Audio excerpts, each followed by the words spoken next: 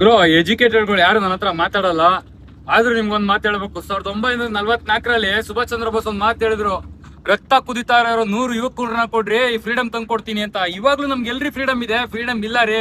ಈ ಭ್ರಷ್ಟಾಕೋರೋರು, ಈ ಲಂಚಕೋರೋರು ಇರಗಂಟ ನಮಗ್ ಫ್ರೀಡಮ್ ಇಲ್ಲ.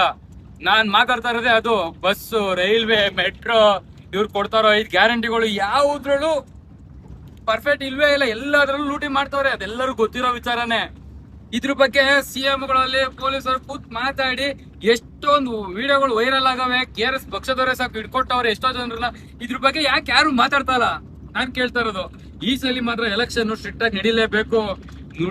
ವಲಸಿಗರು ತುಂಬಾ ಜನ ಬಂದವ್ರೆ, ಎಲ್ಲರೂ ಗೊತ್ತದು. ಈ ಸಲ ಮಾತ್ರ ಪಕ್ಕ ಏನೋ ಒಂದ್ ಆಗುತ್ತೆ.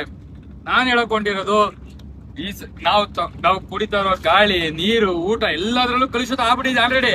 ಈಗ ಹೇಳ್ತಾ ಇರೋದು, ರಾಜಕೀಯ ಮಾಡ್ಬೇಕು ಅಂದ್ರೆ ನಮಗ್ ಬೇಕಾಗಿರೋದ್ನ ತಗೊಂಡು ಬ್ಯಾಡ್ದೇ ಇರೋದ್ನ ಬೇಕಾಗಿರೋರು ಕೊಟ್ಟಿ ರಾಜಕೀಯ ಮಾಡಿ ಅಂತ ನಿಮ್ನ ಅಲ್ಲಿ ಕೂರ್ಸಿರೋದು. ಭ್ರಷ್ಟಾಚಾರ ಮಾಡಿ, ಲೂಟಿ ಮಾಡಿ ಅಂತ ನಿಮ್ನ ಅಲ್ಲಿ ಕೂರ್ಸಿಲ್ಲ.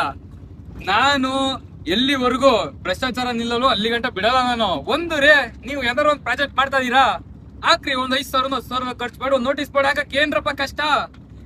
ಬಡವರು ಬದುಕ್ಲಿ ಅಂತ ಓಲೋ, ಊಬರ್ ಎಂತದ್ದು ಆಪ್ಗಳು ಮಾಡಿದಾರಂತೆ. ಆಪಲ್ ಹಾಕ್ಬಿಟ್ಟು ಆಪಲ್ ಬಿಡ್ರಿ, ಆಯ್ತು. ನಿಮ್ ಯಾರಿಗೆ ಕೇಳಕ್ ಬರ್ತಾರೆ? ನಾನ್ ಹೇಳ್ತಾ ಇದೀನಿ, ಈ ಭ್ರಷ್ಟಾಚಾರ ನಿಲ್ಲ ಗಂಟ ಈ ಹೋರಾಟ ನಿಲ್ಲಲ್ಲ. ನನ್ನ ಅಣ್ಣ ತಮ್ಮದಿರು ಎಷ್ಟೋ ಜನ ಮಾತಾಡಕ್ ರೆಡಿ ಇದಾರೆ. ಬಟ್ ಆದ್ರೆ ಅವರು ಮನೇಲಿರೋ ಪರಿಸ್ಥಿತಿಗೆ ಅಲ್ಲ ಕಚ್ಕೊಂಡು, ಮುಷ್ಟಿನ ಗಟ್ಟಿಗೆ ಹಿಡ್ಕೊಂಡು ಸಾಯಂಕಾಲ ಗಂಟ ಕೆಲಸ ಮಾಡ್ಕೊಂಡು ಸುಮ್ನೆ ಮನೆಗೆ ಹೋಯ್ತವ್ರೆ. ಯಾವಾಗ ಎಚ್ಚೆತ್ಕೊತಾರೋ ಜನ ಗೊತ್ತಿಲ್ಲ. ನನ್ನ ಅಣ್ಣ ತಮ್ಮದಿರ, ಅಕ್ಕ ತಂಗಿರ ಎಲ್ಲಾರು ಹೇಳ್ತಾರೆ, ನೀವ್ ಒಂದ್ಸಲಿ ಹೋಗಿ ಅಂದ್ರೆ ಎಂತ ಅಧಿಕಾರಿ ಆಗ್ಲಿ ಗೊತ್ತಲ್ಲ.